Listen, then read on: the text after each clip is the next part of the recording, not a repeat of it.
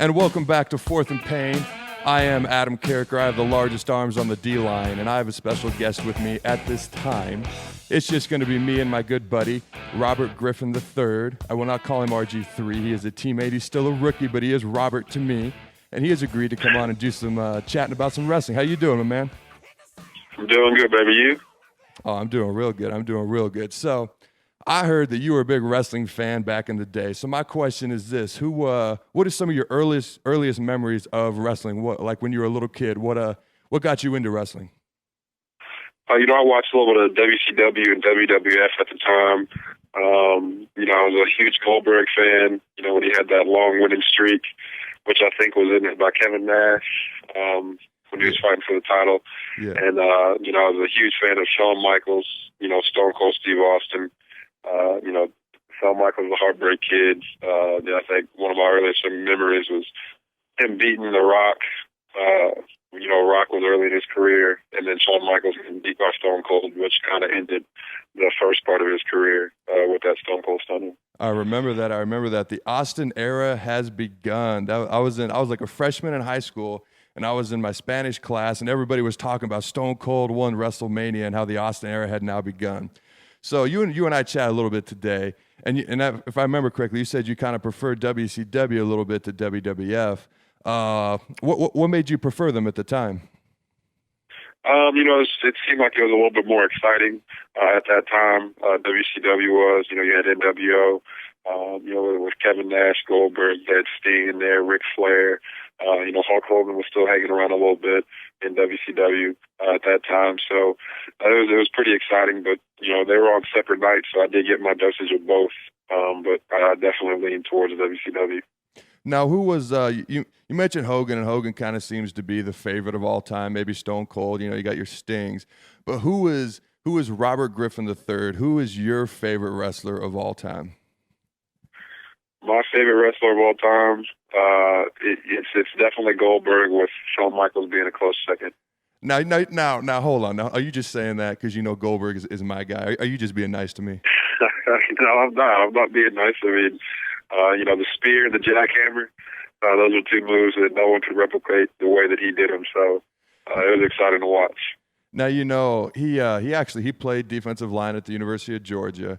And then for the Atlanta Falcons, he played as well. But did you know, and I didn't know this until I talked to Haz, he played with Haz at the Saints a little bit. So I think that's one thing I really like about him is the fact that he was a D lineman, he was a football player that, kind of moved over into that wrestling genre. Now, here's my question.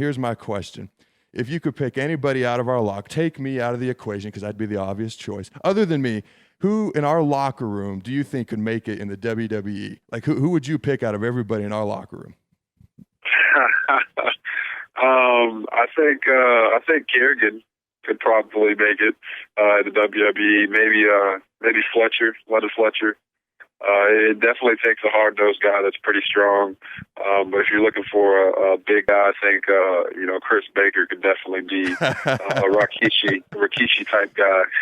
Oh, I agree with that. Now Baker's a nose tackle, for those of you that don't know, who has been doing really well in camp.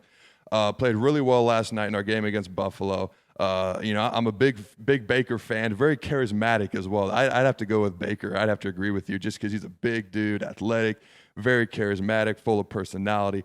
So I'd have to go with you on that. Now, so you do you watch wrestling these days, or was it kind of just when you were younger? That's when I was younger. If I catch it on here and there, I might watch a few minutes of it, but I'm not as invested in wrestling as I used to be. It just changed for me, so I don't know if I grew out of it or whatever, but it's just not the same. Well, I think what happened is you got, playing this little thing called football, won this little trophy called the Heisman. So I think you got busy doing other things. So I think that's understandable. So now here's my other question. If you were a wrestler, what would your gimmick be? Like if Robert Griffin III was a professional wrestler, what would your gimmick be? Your name? What would you wear to the ring? I have no idea what my name would be. I definitely wouldn't be wearing tighty whities or any of the tight clothes that some of those guys wear. But I think I would be a high flyer just because I always enjoyed watching the high fly guys, the Rey Mysterios, the Jeff Hardys, all those guys that, they're jumping off ladders, putting people through tables and things like that. So I definitely have to be that guy, even though a lot of those guys don't last for a long time just because they're constantly putting their bodies, through a lot of pain. But I think I'd definitely be one of those. Yeah, I could definitely see you as a Kofi Kingston or an Evan Bourne, some of the modern day high flyers doing the flips off the ropes. Obviously, yeah, you're extremely athletic. Do you have now? When I think of my favorite matches back in the day, I think of like WrestleMania 6, Hogan Warrior. I think of WrestleMania 13, Austin and Bret Hart in the I Quit match.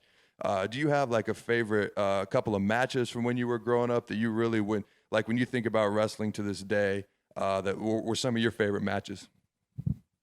Yeah, I mean, it's the ones that I already mentioned. Unfortunately, my two favorite matches were probably the matches that the guys I wanted to win didn't win. Shawn Michaels versus Stone Cold Steve Austin, where Shawn Michaels lost, and then Goldberg when he was going for the title against, I believe it was Kevin Nash, and Kevin Nash put him in that jackknife powerbomb, and it pretty much ended his winning streak, even though Goldberg came back later and won the title. But those are probably my two favorite matches just because of the build-up and the stories behind them. Now, I'm a Goldberg guy, so I'm going to rush to his defense. I don't know if you remember that Goldberg-Nash match, but I believe Nash used a taser. So he didn't win that clean. Yeah, he didn't win fairly. Yeah, he didn't win fairly, but he did cheat. He did cheat. Hey, you know what, in wrestling, that's the only way you can defeat Goldberg, though. Yeah. Well, he had like 172 straight victories, I think, is what the streak ended at. And, that made me so mad, especially that he had to cheat and he had to use a taser and all the outside interference and all that stuff. So that still frustrates me to this day.